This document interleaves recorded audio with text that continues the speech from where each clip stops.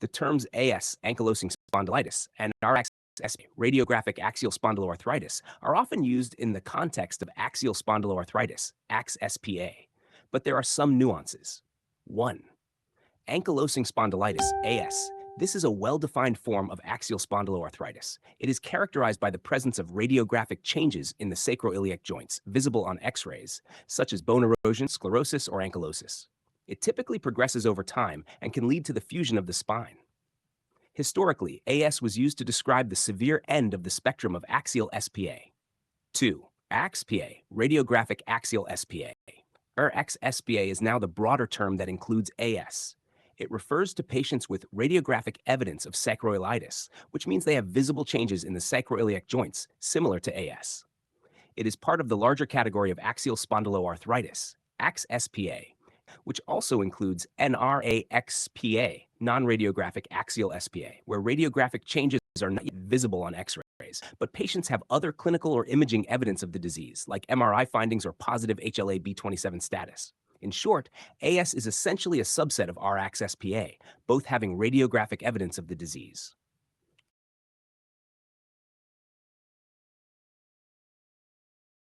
Yes, it is possible for a patient to have RAXPA, but not meet the traditional criteria for S. Here's why. RAXPA, radiographic axial spondyloarthritis, includes all patients who have radiographic evidence of sacroiliitis, which can be detected on an X-ray or MRI.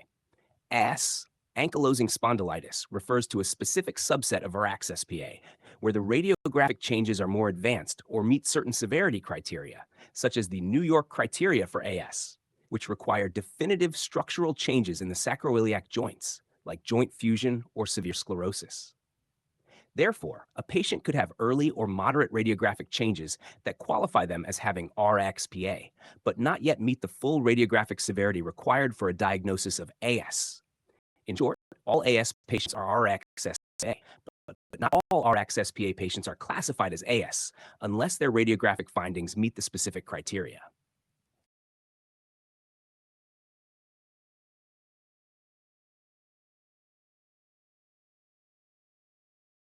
The idea that the term ankylosing spondylitis, AS, should be obsolete is rooted in the evolving understanding of axial spondyloarthritis, AXSPA. However, the term AS is not completely obsolete for the following reasons. 1. Shift towards a broader classification. The term axial spondyloarthritis, AXSPA, now encompasses both radiographic, RAXPA, and non-radiographic, NRAXPA, forms of the disease, providing a more comprehensive way to describe the spectrum of the condition. Some clinicians and researchers suggest that the term AS might become less common as the AXPA classification continues to gain traction. 2. Historical significance. AS has been used for decades to describe patients with advanced radiographic changes, especially sacroiliitis and spine fusion. This long-standing term is still relevant for many patients who meet the specific diagnostic criteria, e.g., modified New York criteria. 3. Practical use in certain settings.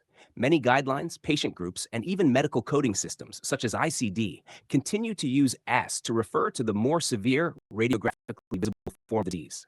For this reason, it is still widely used in clinical practice, patient care, and research. 4. Why it's not fully obsolete. While the terminology is evolving, AS remains a clear diagnostic label for cases with advanced radiographic sacroiliitis.